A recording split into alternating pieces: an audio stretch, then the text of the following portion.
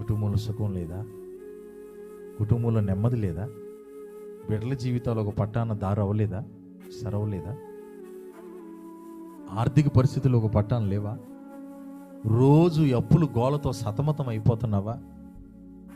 మనసులో అంత నెమ్మది కూడా లేకుండా కొండ నుండా కూడున్నా సరే తినటానికి మనసు లేని పరిస్థితుల్లో ఉన్నట్లుగా అధోగతి పాలులాగా ఒకవేళ నీ జీవితం ఉందా?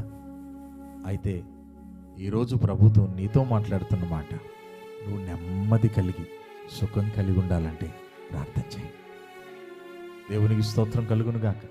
పిల్లలతో కూడా నేను చెప్తున్నా, నా పిల్లలతో కూడా నేను చెప్తున్నా. రోజు మా పిల్లలతో నేను చెప్పే మాట ఇది, నాన్న ప్రార్థన చేశారా? ప్రార్థన చేశారా? ప్రార్థన చేసుకో. ఎందుకో తెలుసా? ప్రార్థన నిన్ను బ్రతికిస్తుంది. నేటి దినాల్లో ప్రసంగాలు ఎక్కువైపోయినాయి కానీ ప్రార్థన లేదు. నేటి దినాల్లో ప్రార్థనకి సమయం ఇచ్చే కుటుంబాలు లేవు. బోళ్ళంత అనుభవం ఉంది వాళ్ళకి. ఇవాళ నిన్నండి ఎప్పటి నుంచో నువ్వు పుట్టక ముందు నుంచే మేము చర్చికి వెళ్తున్నాం అనేవాళ్ళు బోలు మంది ఉన్నారు. కానీ నేను చిన్నగా అడిగే మాట ఏంటో తెలుసా? అక్క, అన్న, ఈరోజు ప్రార్థన చేసావా? మీరు ఎవరైనా కావచ్చు, సమాజంలో మీకు మంచి పేరు ఉండొచ్చు, దేవునికి స్తోత్రం, దాన్ని బట్టి లేని పరిస్థితుల్లో ఉండొచ్చు, సంపన్న స్థితిలో ఉండొచ్చు. కానీ మీ అందరికీ, చిన్నలకి పెద్దలకి అందరికీ నా చేతులు జోడించి చెప్పేది ఏంటో తెలుసా? ప్రతిరోజు ప్రార్థన చేయండి. మనకు మాదిరి మన ప్రభు అయిన యేసు. ఏం చేశాడు ఆయన?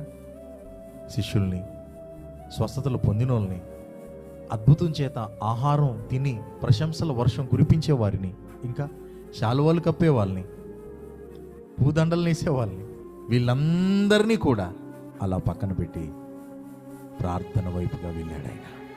కొన్నిసార్లు ప్రార్థన వైపుగా నువ్వు వెళ్ళడానికి కొన్నిటిల్ని పక్కన పెట్టాల్సి వస్తుంది.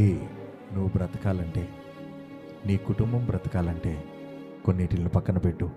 దేనికోసం మనం పక్కన పెట్టాంగా? ఏ విలువైన పని కొరకో వెళ్ళాలని నీకున్న పనిని పక్కన పెట్టావుగా. ప్రార్థన కొరకు కూడా నీ విలువైన దాన్ని పక్కన పెట్టడం నేర్చుకో. నువ్వు బ్రతుకుతావు, నీతో ఉన్నవారు కూడా బ్రతుకుతారు. దేవునికి స్తోత్రం కలుగునుగాక.